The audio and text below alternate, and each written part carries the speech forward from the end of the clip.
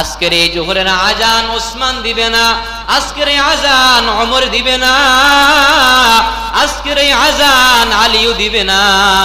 আজকের এই মক্কা শরীফের উদ্বোধনী লগ্নে জোহরের আজান দিবে একমাত্র বেলাল। এখন জোহরের সময় গণে আসছে, জোহরের আজানের সময় হয়ে গেছে। আজানটা কে দিবে? রাসূলুল্লাহ সাল্লাল্লাহু আলাইহি ওয়াসাল্লাম সব সাহাবাদেরকে নিয়ে মিটিং এ বসছেন, আলোচনা করতেছেন আজকে জোহরের আজানটা কে দিবে। কার এত সৌভাগ্য, আজকে মক্কা বিজয় হয়ে গেল, সর্বপ্রথম আজানটা কে দিবে? এখন সব সাহাবাদেরকে নিয়ে পরামর্শ করতেছেন। একজন দাঁড়াইয়া বলতেছেন, ইয়া রাসূলুল্লাহ, আজকের এই মক্কার শুরু লগ্নে আজকের আজানটা দিবেন আবু বকর। কারণ আবু বকর এমন একজন সাহাবী, যেই সাহাবী আপনার সাথে হিজরতের সাথী ছিলেন, আপনাকে মাথায় নিয়ে কাঁধে করে করে করে যে আবু বকর আপনাকে জাবালে সূরের উপরে উঠাইছে, যে আবু বকর আপনাকে হিজরতের সময় গুহার ভিতরে রাখতে যাইয়া সাপের কামড় খাইছে, এই আবু বকর আজকে শুরু লগ্নে জোহরের আজান দিবে, আর কেউ দিতে পারবে না। নবী বলেন, আপনি বসেন, আর কারো মত আছে নাকি? আরেকজন সাহাবী দাঁড়ায়া বলতেছেন, ইয়া রাসূলুল্লাহ, আজকের শুরু লগ্নের আজান কেউ দিবে না, আজকের জোহরের আজানটা দিবে আপনার সাহাবী ওমর। কারণ ওমর এমন সাহাবী, যেই সাহাবী সম্পর্কে আপনি জানিয়ে দিয়েছিলেন, লাউ কানা বাদি নাবিয়ান লাকানা ওমর, যদি আমার পরে দুনিয়াতে কেউ নবী হইতো তাইলে শুধুমাত্র ওমর নবী হইতো। সুতরাং এমন একজন দামি সাহাবী আবু বকরের পরে ওমর আজকের জোহরের আজান দিতে পারে। আল্লাহ রাসূল বলেন, তুমিও বসো। সাহাবী দাঁড়াইছে, দাঁড়ায় বলতেছেন, ইয়া রাসূলুল্লাহ, আজকের মক্কার উদ্বোধনী লগ্নে জোহরের আজান দিবে হযরত ওসমান, যে সাহাবী সম্পর্কে আপনি বলেছেন জান্নাতের ভিতরে সব নবীদের সাথে একজন সঙ্গী থাকবে, আর আমি নবীর সাথে জান্নাতে সঙ্গী হবে ওসমান। নবীর সঙ্গী হবে জান্নাতে ওসমান। সুতরাং সে ওসমানই একমাত্র পারে আজকের জোহরের আজান দিতে। নবী বলেন, আপনি বসেন, আর কারো মত আছে নাকি? আরেকজন সাহাবী দাঁড়ায়া বলতেছেন, ইয়া রাসূলুল্লাহ, আজকের দিনের শুরু লগ্নের আজান দিবে হযরতে আলী। কারণ আলী সম্পর্কে আপনি বলেছেন, আনা দারুল হিকমাহ ওয়া আলীউন বাবুহা, আমি নবী হইলাম হিকমতের ঘর, আর সেই ঘরের দরজা হচ্ছে আলী। সুতরাং আজকের দিনের আজান দেওয়ার একমাত্র যোগ্যতা রাখেন আলী। নবী বলেন, আপনি বসেন। নবী অপেক্ষায় আছেন, সব সাহাবারা মত দিয়েছেন, এখন রায় দিবেন রাসূলুল্লাহ সাল্লাল্লাহু আলাইহি ওয়াসাল্লাম। কি রায় দিবেন অপেক্ষায় আছেন। দেখেন জিবরাইল কোনো খবর নিয়ে আসেন নাকি? এমন সময় আসমান থেকে জিবরাইল ওহী নিয়ে হাজির, পয়গম্বরের কাছে চলে আসলেন। আয়েশা জানিয়ে দিয়েছেন, ইয়া রাসূলুল্লাহ, আপনার সাহাবায়ে কেরাম যাদের নাম প্রস্তাবনা রাখছেন আজান দেওয়ার জন্য, আল্লাহ জানাইয়া দিয়েছেন আজকের আজানটা আবু বকর দিবে না, আজকের এই জোহরের আজান ওসমান দিবে না, আজকের এই আজান ওমর দিবে না, আজকের এই আজান আলীও দিবে না। আজকের এই মক্কা শরীফের উদ্বোধনী লগ্নে জোহরের আজান দিবে একমাত্র বেলাল। সুবহানাল্লাহ। ওয়াদাইয়ান ইলাল্লাহি বিইذনিহি وسراجا وقمرا منيرا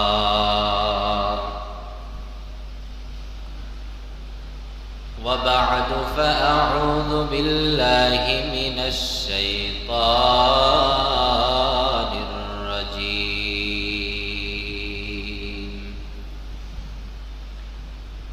بسم الله الرحمن الرحيم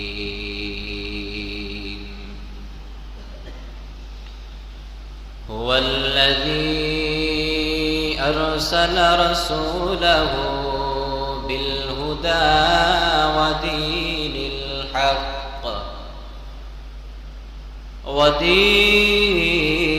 الحق ليظهره على الدين كله ولو كره المشركون.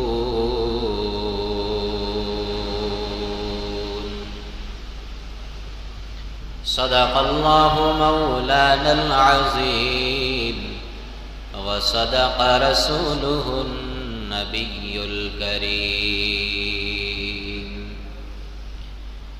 ونحن على ذلك من الشاهدين والشاكرين والذاكرين،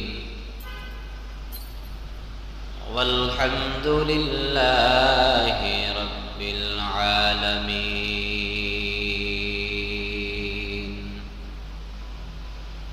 وقال تعالى في شان حبيبه: إن الله وملائكته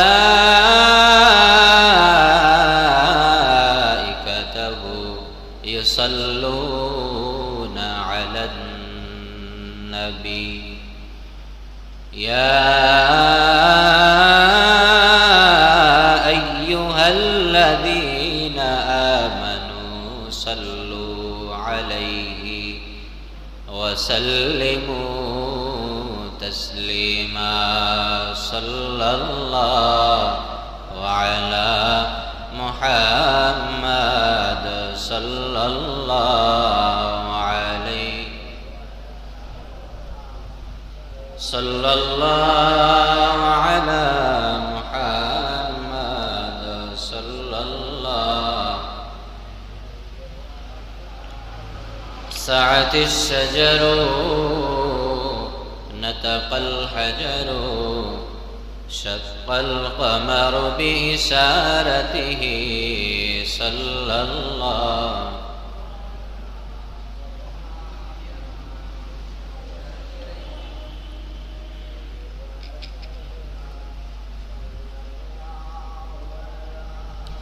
محمد صلى الله عليه.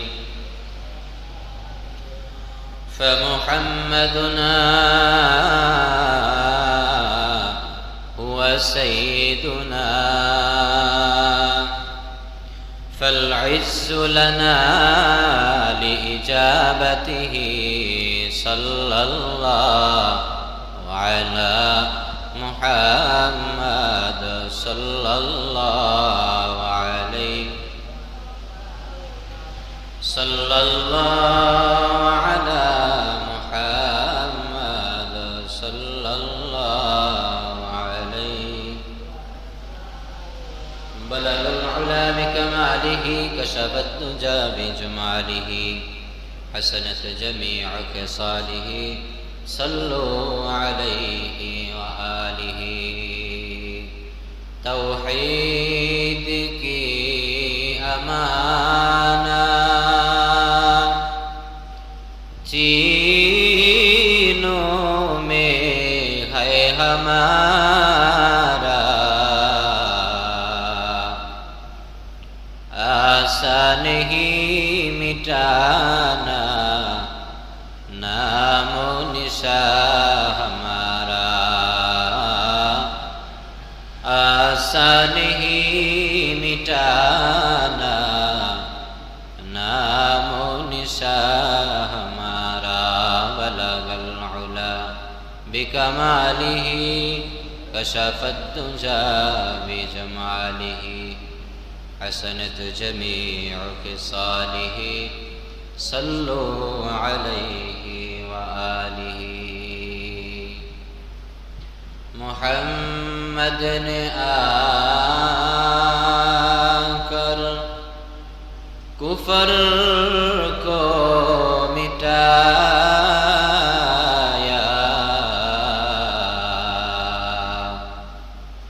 کفر کو مٹا کر صداقت بتایا، کفر कुफर को मिटा कर सदाकत बताया बलगल उला बिकमालिही कशफत तुजा बिजमालिही हसनत जमीअ खिसालिही सल्लु अलैहि व आलिही सुब्हानक ला इल्म लना इल्ला मा अल्लमतना इन्नक अंतल अलीमुल हकीम रब्बि इश्रह ली सदरी व यस्सिर ली अमरी वहलुल उक़दतम मिन लिसानी यफ़क़हू क़ौली। अल्हम्दुलिल्लाह। उपस्थित मुअज़्ज़ज़ मुहतरम हज़रत मुसल्लिन इकराम, अल्लाह पाकेर आशिकीन, जाकिरीन, शाकिरीन, सालिहीन, सिद्दीकीन, मुहिब्बीन, मुरिब्बीन इज़म, মহান আল্লাহ পাক রব্বুল আলামিনের দরবারে লাখো কোটি শুকরিয়া যে আল্লাহ পাক রব্বুল আলামিন আমাদেরকে পবিত্র জুমার দিনে দুনিয়াবি সমস্ত কাজ থেকে ফারিগ করে মহান আল্লাহ পাক রব্বুল আলামিনের হুকুম আদায়ের জন্য মসজিদে আসার, কিছু কথা বলা এবং তা শোনার তৌফিক দান করেছেন। এই জন্য সকলে মনটাকে উজাড় করে অন্তরের অন্তঃস্থল থেকে আকাশ বাতাসকে মুখরিত করে মহান আল্লাহ পাক রব্বুল আলামিনের সন্তুষ্টি আদায়ের লক্ষ্যে ঈমানি চেতনা ও জজবার আওয়াজ দিয়ে সকলে সম্মিলিত কণ্ঠে উচ্চস্বরে পড়ি আলহামদুলিল্লাহ। তার সাথে সাথে অসংখ্য দুরূদ ও সালাম পাঠ করছি আকায়ে নামদার, মদিনাহ কা তাজদার, সাইয়্যিদুল মুরসালিন, সাইয়্যিদুস সাকালাইন, রাহমাতাল লিল আলামিন, ইমামুল মুরসালিন, খাতামান নবিয়্যিন, শফিউল মুজনবিন, আফতাব নবুওয়াত, শাফিউ মাহশর, সাকি কৌসর, নবিয়ুল আরব ওয়াল আজম, সরকারে দো আলম নবী মুহাম্মদুর রাসূলুল্লাহ সাল্লাল্লাহু আলাইহি ওয়াসাল্লামের উপর মহান আল্লাহ পাক রব্বুল আলামিনের কালামুল্লাহ শরীফ থেকে যে আয়াতখানা পাঠ করেছি, ইনশাআল্লাহ আয়াতকে সামনে রেখে ইসলাম প্রতিষ্ঠার ক্ষেত্রে সাহাবায়ে কেরামদের ভূমিকা সম্পর্কে কিছু কথা বলার চেষ্টা করব। ওয়া মা তাওফীকি ইল্লা বিল্লাহ আলাইহি তাওয়াক্কালতু ওয়া ইলাইহি উনীব।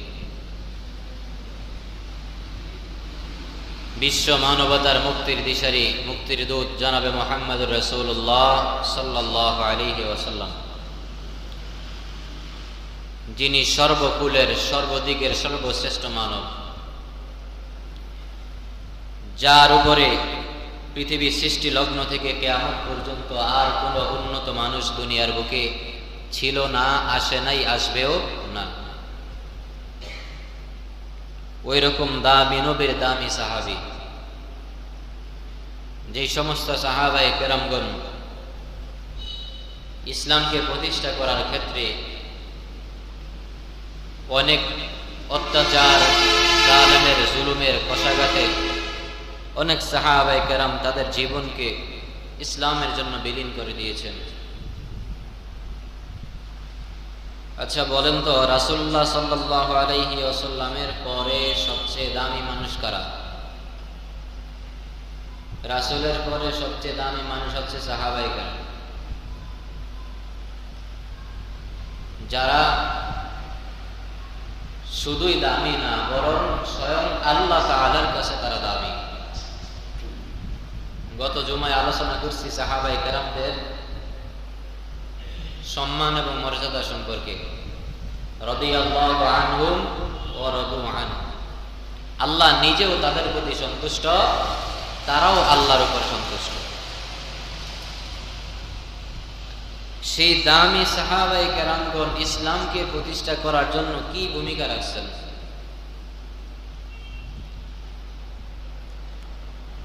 আমরা তো আর ইসলামকে প্রতিষ্ঠা করার জন্য ওই রকম কঠিন থেকে কঠিনতরম যুদ্ধে যাওয়ার দরকার হয় নাই। বাপ দাদার পৈতৃক সম্পত্তির মতো আমাদের কাছে ইসলাম পৌঁছে গেছে। বাবা মরলে যেমন সম্পত্তির মালিক সন্তানরা হয়, তো রাসূলের জামানা, সাহাবায়ে কেরামের জামানা, তাবেঈদের জামানা, তবে তাবেঈদের জামানা এইভাবে শেষ হয়েছে। ওই জামানা হিসাবে আমরাও প্রত্যেক সম্পত্তির মতো ইসলাম পেয়ে গেছি।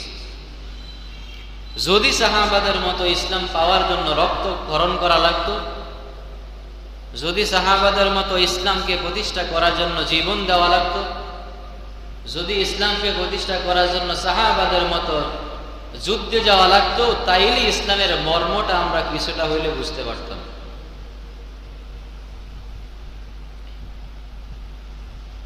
যুদ্ধ যে নাই এমন না, রাসূল বলে গেছেন শেষ জামানায় যুদ্ধ হবে, গাজওয়াতুল হিন্দ। প্রস্তুত হও মুসলমান, যেই যুদ্ধে রাসূল নিজে বলে গেছেন যে এমন একটা যুদ্ধ হবে যে যুদ্ধে মুসলমান ইসলাম আর বাতিলের বিরুদ্ধে যুদ্ধ হবে, হক বাতিলের ভিতরে যুদ্ধ হবে, সেই যুদ্ধে ইসলাম বিজয় লাভ করবে। বলেন সুবহানাল্লাহ। সুতরাং ইসলাম বিগত দিন ছিল, ভবিষ্যতে থাকবে। ইসলামকে কেউ মুছে দেওয়ার মতো সাহসিকতা দেখাইলে আল্লাহ তাকে দুনিয়া থেকে মুছে দিবে, ঠিক কিনা? সাহাবায়ে কেরাম ইসলামকে প্রতিষ্ঠা করতে যায় অনেক ত্যাগ তিতিক্ষা স্বীকার করেছেন, অনেক কষ্ট করেছেন।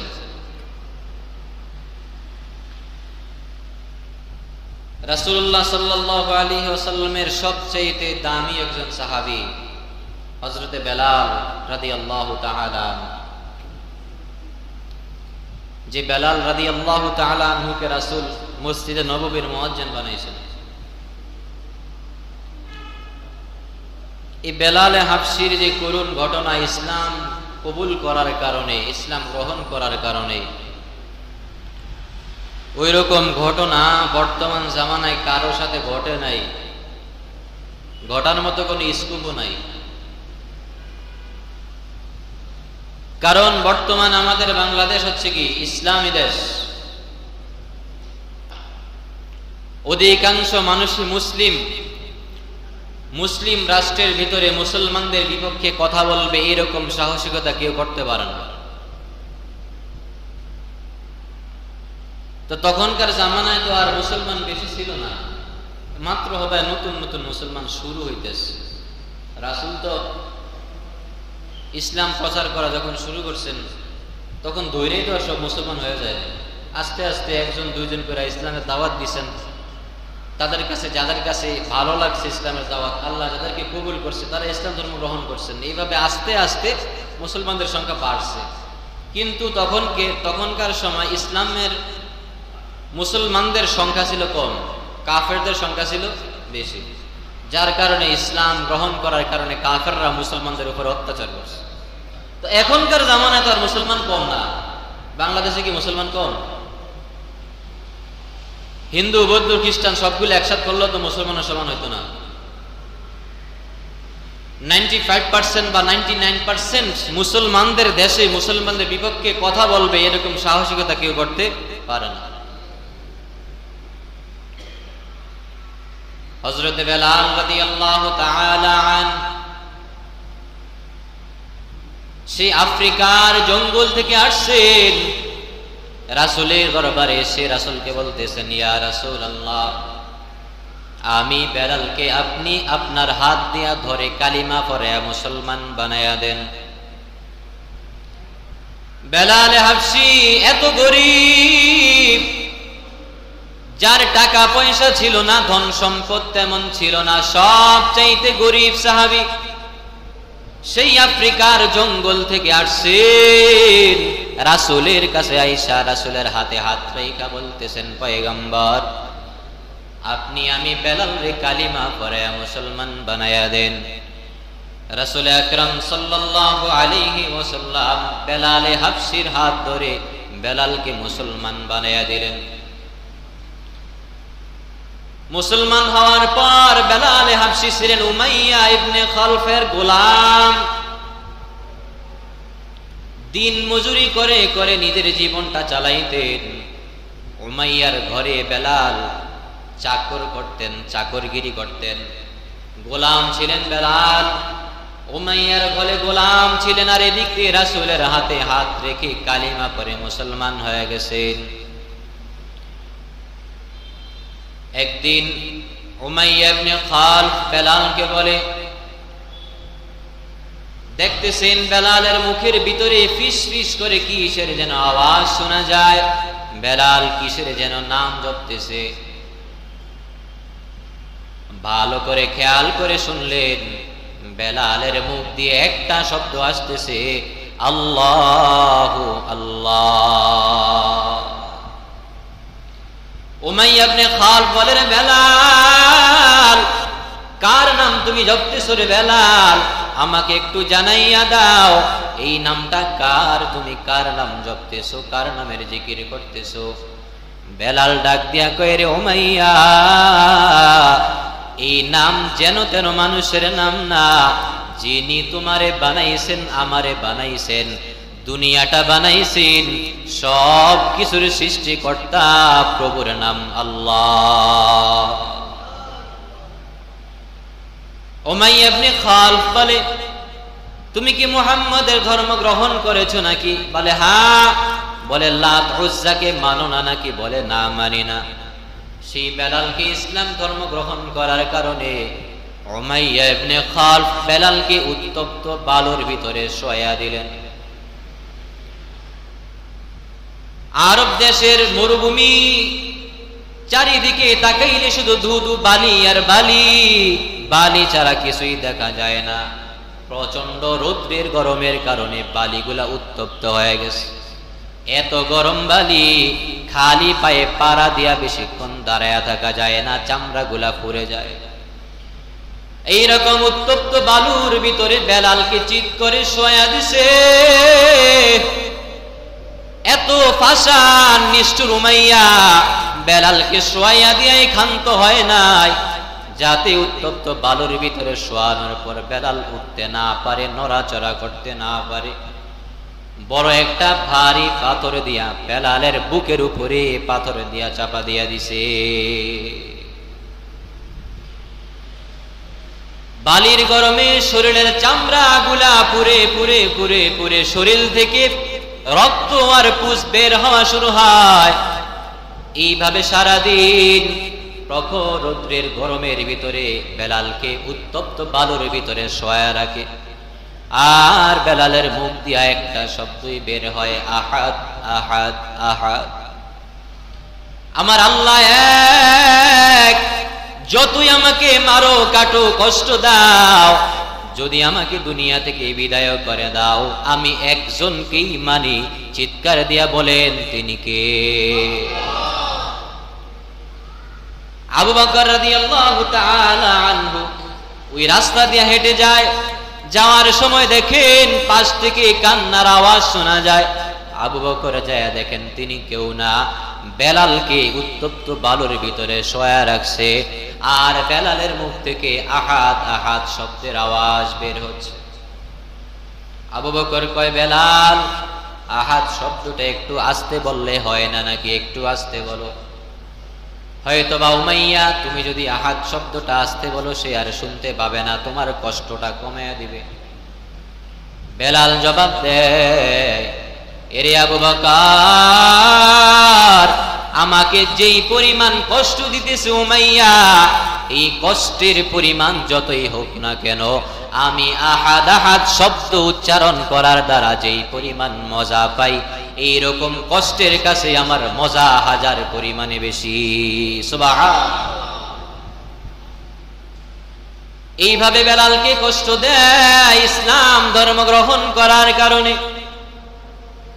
শুধু তাই নয়, বেলালকে উটের লেঞ্জার ভিতরে দড়ি দিয়া বাঁধিয়া উত্তপ্ত বালুর ভিতরে উটকে ছাড়িয়া দেয়, উটকে দৌড়ায়। আর বেলাল পিছনে পিছনে বালুর ভিতরে উটের লেঞ্জার সাথে বাইদা যখন ছাইরা দিছে, উটের দৌড় দেওয়ার কারণে হেসরাইয়া হেসরাইয়া বেলালের শরীরের গোশতগুলা পর্যন্ত খণ্ড বিখণ্ড হয়ে গেছে। তবুও বেলাল আল্লাহকে ভুলেন নাই। ওই আল্লাহ শব্দের নামকে বেলাল ছাড়েন নাই, একমাত্র আহাদ শব্দের মজা পাওয়ার কারণে সব কষ্টগুলোকে ভোগ করে নিছেন বেলাল। একদিন আবু বকর চলে গেছেন উমাইয়ার কাছে, যে ডাক দিয়া কয়, রে উমাইয়া, তোমার ধর্মের একটা গোলাম আমার কাছে আছে, আমার গোলামটা তুমি নিয়ে নাও, আর বেলালটাকে তুমি আমার কাছে বিক্রি করিয়া দাও। আবু বকর গেছেন বেলালকে গোলাম হিসাবে ক্রয় করার জন্য। যাইয়া উমাইয়াকে যখন বললেন, উমাইয়া, বেলালকে আমার কাছে টাকার বিনিময়ে বিক্রি করিয়া দাও। এই খবরটা যখন পয়গম্বরের কাছে গেছেন, পয়গম্বর ডাক দিয়া কয়, রে আবু বকর, বেলালকে ক্রয় করতে যেই টাকার পরিমাণ লাগবে, আমি নবীকেও ওই টাকার ভিতরে তুমি শামিল রাইখা দিও, যাতে আল্লাহর আদালতে যেই দিন আল্লাহ প্রশ্ন করবেন, বেলালকে যেই টাকা দিয়া মুক্ত করা হয়েছে, আমি নবী যাতে বলতে পারি, বেলালকে যেই টাকা দিয়া মুক্ত করা হয়েছিল, আমি নবীও বেলালকে টাকা দিয়া ক্রয় করে মুক্ত করে দিয়েছিলাম। সুবহানাল্লাহ। কেন কেন বেলাল, কেন আবু বকর, আমি কেন বেলালকে মুক্ত করার জন্য টাকা দিতে চেয়েছি জানো? তোমরা বেলালকে কিভাবে চিনো আমি জানি না, আমি নবী বেলালকে এত কাছ থেকে চিনি যেটা তোমরা কখনো দেখো নাই। আমি নবী যখন মেরাজে গিয়েছিলাম, ওই মেরাজে যাওয়ার পর বেলালের হাঁটার আওয়াজ আমি মেরাজ থেকে শুনে আসছি। সুবহানাল্লাহ। এই বেলালের পায়ের আওয়াজ আমি মেরাজে যাইয়া বেলালের পায়ের আওয়াজ আমি নবী নিজ কানে শুনতে পেয়েছি। সে বেলাল হাবশী রাদিয়াল্লাহু তাআলা আনহু এত কষ্ট সহ্য করেছেন, তারপরে কোনোদিন বেলাল ইসলামকে ছাড়েন নাই। মক্কা যখন বিজয় হয়ে গেছে, মক্কা বিজয় হওয়ার পর রাসূলুল্লাহ সাল্লাল্লাহু আলাইহি ওয়াসাল্লাম সব সাহাবাদেরকে নিয়ে মক্কায় চলে গেলেন। আজকে মক্কা বিজয় হয়ে গেছে, রাসূল আলীকে ডাক দিয়া কয়, রে আলী, মক্কার ঘরটাকে জমজমের পানি দিয়া ভালোভাবে ধৌত করো। আজকে মক্কায় প্রথম আমরা প্রকাশ্যে আজান দিয়া জামাতের সাথে নামাজ আদায় করব। বেলাল রাদিয়াল্লাহু তাআলা আনহু সেই সাহাবায়ে কেরামদের সাথে ছিলেন। সব সাহাবায়ে কেরাম বাইতুল্লাহকে পরিষ্কার করে ফেললেন। সবার মনে সবচাইতে খুশি আনন্দের হাসি হাসতেছেন, কিন্তু পয়গম্বরের দিকে তাকাইয়া সাহাবায়ে কেরাম দেখে নবী কতক্ষণ চোখ দিয়া ঝরঝর কইরা পানি পড়ে আর কান্না করে, আবার কতক্ষণ পর পর নবী মুস্কি মুস্কি হাসি দেয়। সাহাবারা কয়, ইয়া রাসূলুল্লাহ, কারণটা কি বুঝলাম না, আপনি কখনো কখনো কান্না করেন, আবার কখনো কখনো মুস্কি মুস্কি হাসেন, কারণটা কি? নবী ডাক দিয়া কয়, রে সাহাবীর দল, এই মক্কা আমার জন্মস্থান ছিল। ইসলামের দাওয়াত দেওয়ার কারণে এই মক্কার কাফেররা আমাকে মক্কা থেকে বের করে দিয়েছে। আমি আমার জন্মস্থানে বেশি দিন থাকতে পারি নাই, বিদায় নিয়ে চলে যাওয়া লাগছে। এই মক্কায় আমাকে কত অত্যাচার করেছে, সেই কথাগুলো স্মরণ করলে আমার চোখ দিয়া ঝরঝর করে পানি পড়ে। কিন্তু আবার যখন দেখি আজকে সেই মক্কা আল্লাহ তাআলা আমাদের হাতে ফিরে দিয়েছেন, এই জিনিসটা দেখলে আবার অন্তর থেকে মুস্কি হাসি চলে আসে। সুবহানাল্লাহ। এখন জোহরের সময় গণে আসছে, জোহরের আজানের সময় হয়ে গেছে। আজানটা কে দিবে? রাসূলুল্লাহ সাল্লাল্লাহু আলাইহি ওয়াসাল্লাম সব সাহাবাদেরকে নিয়ে মিটিং এ বসছেন, আলোচনা করতেছেন আজকে জোহরের আজানটা কে দিবে। কার এত সৌভাগ্য, আজকে মক্কা বিজয় হয়ে গেল, সর্বপ্রথম আজানটা কে দিবে? কার এত সৌভাগ্য আল্লাহ দিয়া দিলেন। এখন সব সাহাবাদেরকে নিয়ে পরামর্শ করতেছেন। একজন দাঁড়াইয়া বলতেছেন, ইয়া রাসূলুল্লাহ, আজকের এই মক্কার শুরু লগ্নে যে আজান দিয়ে সৌভাগ্যবান হবে তিনি আর কেউ না, আজকের আজানটা দিবেন আবু বকর। সুবহানাল্লাহ। কারণ আবু বকর এমন একজন সাহাবী, যেই সাহাবী আপনার সাথে হিজরতের সাথী ছিলেন, আপনাকে মাথায় নিয়ে কাঁধে করে করে করে যে আবু বকর আপনাকে জাবালে সূরের উপরে উঠাইছে, যে আবু বকর আপনাকে হিজরতের সময় গুহার ভিতরে রাখতে যাইয়া সাপের কামড় খাইছে, এই আবু বকর আজকে শুরু লগ্নে জোহরের আজান দিবে, আর কেউ দিতে পারবে না। নবী বলেন আপনি বসেন, আর কারো মত আছে নাকি? আরেকজন সাহাবী দাঁড়ায় বলতেছেন ইয়া রাসূলুল্লাহ, আজকের শুরু লগ্নের আজান কেউ দিবে না, আজকের জোহরের আজানটা দিবে শুধুমাত্র একমাত্র আপনার সাহাবী ওমর। সুবহানাল্লাহ। কারণ ওমর এমন সাহাবী, যেই সাহাবী সম্পর্কে আপনি জানিয়ে দিয়েছিলেন লাউ কানা বাদি নাবিয়ান লাকানা ওমর, যদি আমার পরে দুনিয়াতে কেউ নবী হইতো তাইলে শুধুমাত্র ওমর নবী হইতো। সুতরাং এমন একজন দামি সাহাবী আবু বকরের পরে ওমর আজকের জোহরের আজান দিতে পারে। আল্লাহ রাসূল বলেন তুমিও বসো। সাহাবী দাঁড়াইছে, দাঁড়ায় বলতেছেন ইয়া রাসূলুল্লাহ, আজকের মক্কার উদ্বোধনী লগ্নে জোহরের আজান দিবে হযরত ওসমান, যে সাহাবী সম্পর্কে আপনি বলেছেন জান্নাতের ভিতরে সব নবীদের সাথে একজন সঙ্গী থাকবে, আর আমি নবীর সাথে জান্নাতে সঙ্গী হবে ওসমান। নবীর সঙ্গী হবে জান্নাতে ওসমান। সুতরাং সে ওসমানই একমাত্র পারে আজকের জোহরের আজান দিতে। নবী বলেন আপনি বসেন, আর কারো মত আছে নাকি? আরেকজন সাহাবী দাঁড়ায় বলতেছেন ইয়া রাসূলুল্লাহ, আজকের দিনের শুরু লগ্নের আজান দিবে হযরতে আলী, কারণ আলী সম্পর্কে আপনি বলেছেন আনা দারুল হিকমাহ ওয়া আলীউন বাবুহা, আমি নবী হইলাম হিকমতের ঘর, আর সেই ঘরের দরজা হচ্ছে আলী। সুতরাং আজকের দিনের আজান দেওয়ার একমাত্র যোগ্যতা রাখেন আলী। নবী বলেন আপনি বসেন। নবী অপেক্ষায় আছেন, সব সাহাবারা মত দিয়েছেন, এখন রায় দিবেন রাসূলুল্লাহ সাল্লাল্লাহু আলাইহি ওয়াসাল্লাম।